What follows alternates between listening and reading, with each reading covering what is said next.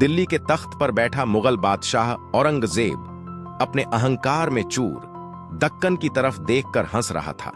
उसे लगा था कि हिंदवी स्वराज्य का सूरज छत्रपति शिवाजी महाराज के साथ ही अस्त हो गया है। वो सोच रहा था कि अब मराठा साम्राज्य बिखर जाएगा, कि अब उन पहाड़ी चूहों पर राज करना आसान होगा। लेकिन वो नहीं जानता था कि सह्याद्री की चट्टानों में एक ज्वालामुखी धधक रहा था।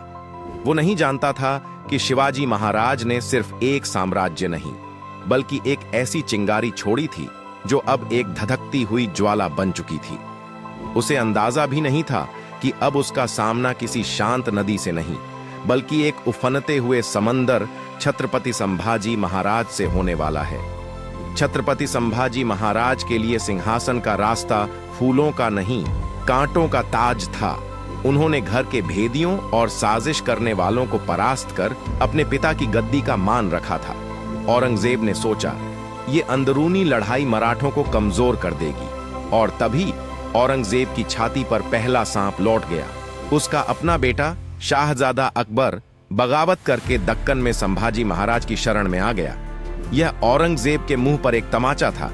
एक मुगल शाहजादा मराठों के छत्रपति से पनाह मांग रहा था। औरंगजेब गुस्से से जल उठा, लेकिन उसने संभाजी महाराज को फिर भी कम आंका। उसने अपने सेनापतियों को हुक्म दिया, जाओ, मेरे बागी बेटे को और उस नए मराठा छत्रपति को पकड़ कर लाओ। लेकिन संभाजी महाराज किसी और ही मिट्टी के बने थे।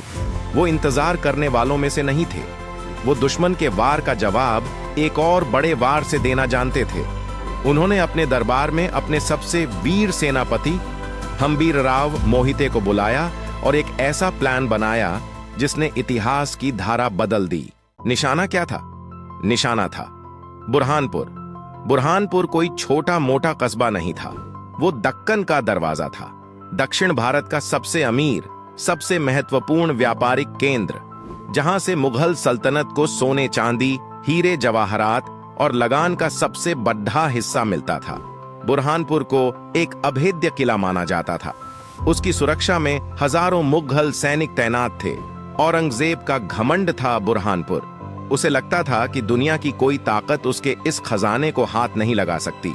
लेकिन वो भूल गया था, अभेद्य जैसा शब्द छावा की डिक्शनरी में था ही नहीं। जब बुरहानपुर का मुगल सूबेदार काकर खान अपनी हवेली में आराम फरमा रहा था, तब उसे सपने में भी अंदाजा नहीं था कि मराठों का तूफान उसके दरवाजे पर दस्तक दे रहा है। छत्रपति संभाजी महाराज और हंबीरराव मोहिते 20,000 मराठा सैनिकों के साथ बिजली की गति से बुरहानपुर की ओर बढ़े। वे हवा से बातें कर रहे थे। ये एक पारंपरिक सेना नहीं थी। ये शिवाजी महाराज के वो शेर थे जो रात के अंधेरे में शिकार करना जानते थे। उन्होंने शहर पर सीधा हमला नहीं किया। उन्होंने इंतजार किया सही मौके का, और फिर सुबह मराठे बुरहानपुर पर भूखे शेरों की तरह टूट पड़े। ये युद्ध नहीं था, ये तांडव था। जब तक मुगल सेनापति कुछ समझ पाते, जब तक वो अपने हथियार उठाते, तब तक मराठों ने शहर को अपने कब्जे में ले लिया था। 3 दिनों तक, पूरे 3 दिनों तक बुरहानपुर मराठों के कब्जे में रहा। उन्होंने आम जनता या गरीबों को हाथ तक नहीं लगाया।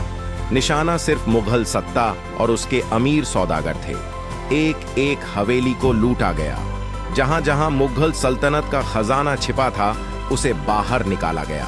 कहते हैं मराठों को 1 करोड़ दहोन, उस समय की मुद्रा से भी ज्यादा की संपत्ति हाथ लगी।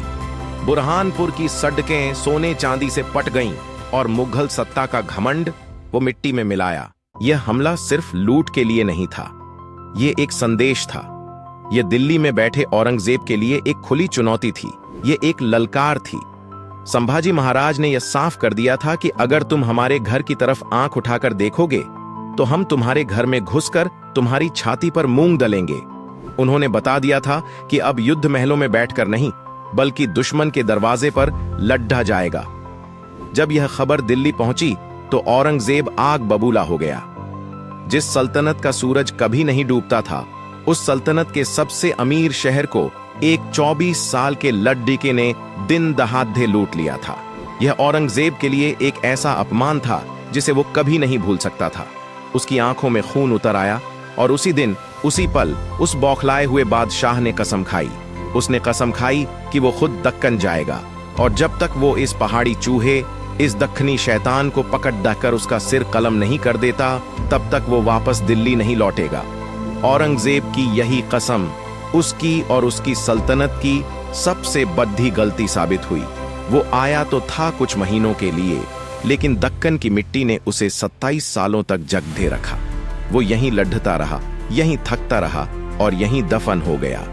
बुरहानपुर का हमला उस महायुद्ध की शुरुआत थी, उस 27 साला जंग की पहली चिंगारी थी जो मुगल सल्तनत के ताबूत में आखिरी कील साबित हुई। यह थी छत्रपति संभाजी महाराज की पहली ललकार, एक ऐसी ललकार जिसने दिल्ली के बादशाह को उसके घर से खींचकर सह्याद्री की चट्टानों से टकराकर मरने पर मजबूर कर दिया। जय धर्मवीर छत्रपति संभाजी महाराज।